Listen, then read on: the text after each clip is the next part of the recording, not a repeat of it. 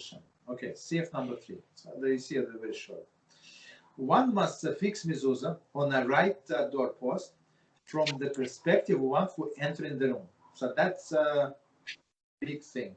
Okay, so that's where that's where another machloikis comes. So not everybody agree on this. But I mean, halacha is very clear, but some people follow different. One must fix mezuzah on the right doorpost from the perspective when you enter in the room. If he affix it to the left, the doorpost, it is invalid. One must remove it and affix it on the right doorpost, and this time would be with a bracha. Wait, so one more time. Which side is the right side? Right side, your right side when you enter in the house. Got it. Understood. But my right side when I'm entering the house. Okay. Or a house or a room, doesn't matter. Got it. But let's say, I don't know, let's say I have 3 rooms, right? Let's just say. Yeah.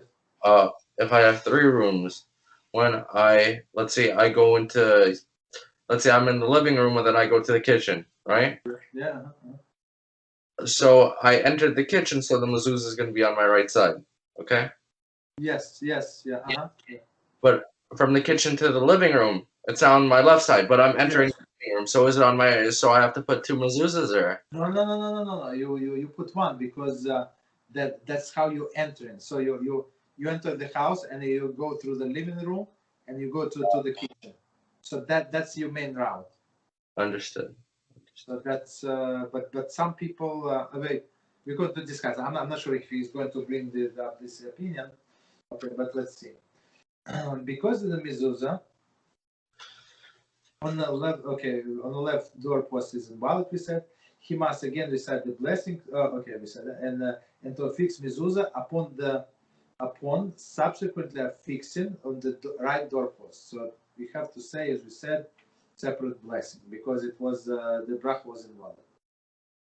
Okay, there is no difference regarding this halacha between the house of one who is left-handed and the house of one who is not left-handed. So basically, we put it on the right side. Doesn't matter, left-handed or right. Commentary.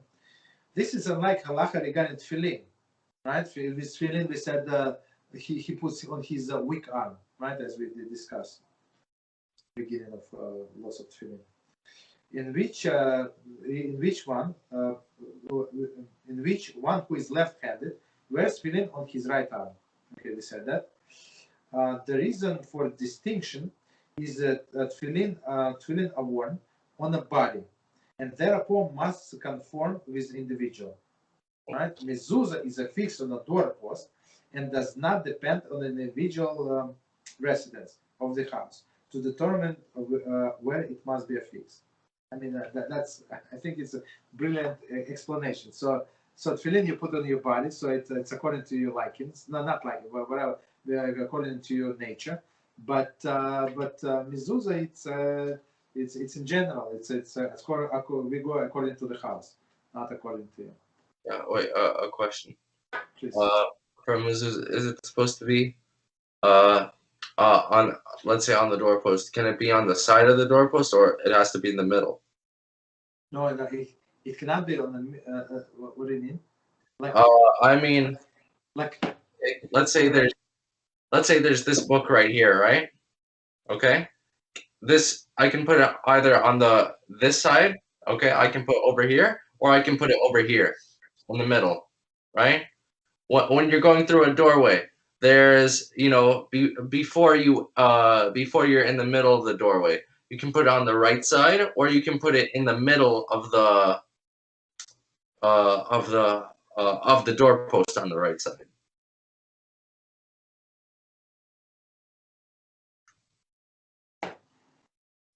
I'm not sure how. I mean, when you enter, you. Okay. When you enter. If you want, I can go to my doorpost and I'll explain it this way. Okay. Let's say Okay. When you look at your door, correct? Yes. So Now, let's say one second. Let's say that the door is closed. yes. So there are two things like sticking out outside of this doorpost. One is closer to the door, and one is more outside of the door. Yes. Correct. So what is the question? I'm Which one to put? I'm saying when you're going through the door, right? When you're going through the door, okay? No, The door one second. It has to be before the door. before you go through the door. Sorry. I misunderstood. I apologize. Yes, before the door. So okay. So this mezuzah is like a blessing. It's a blessing of the whole. So you don't want to be blessing inside and leave this part of the door without blessing. Mm, got it. It's not, you want to be blessed on everything. Got it. That's okay. Okay, so let's do number 3.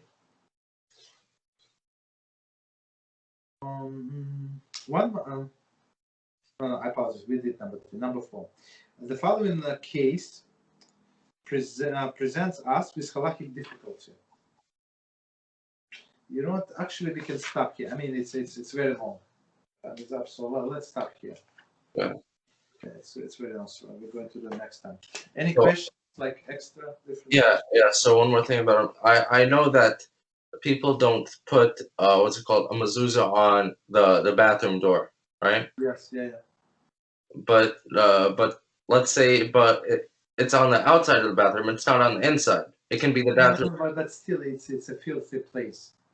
Mm-hmm. So okay, so not in our bathrooms. We didn't get to the bathrooms yet. Uh-huh. No, we did.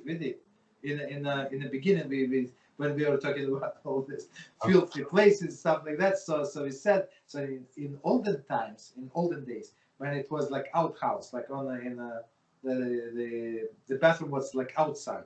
Uh-huh. So they say even the waste was inside. So even the walls of this outhouse were considered impure.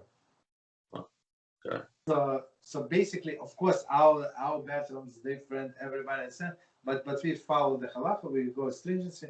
We don't put. But some things like unexpected. So if you have a big closet, walk-in closet, and it's enough room to put a bed, like let's say folding bed, right? Not big bed. So there on this closet, you would need to put a mezuzah.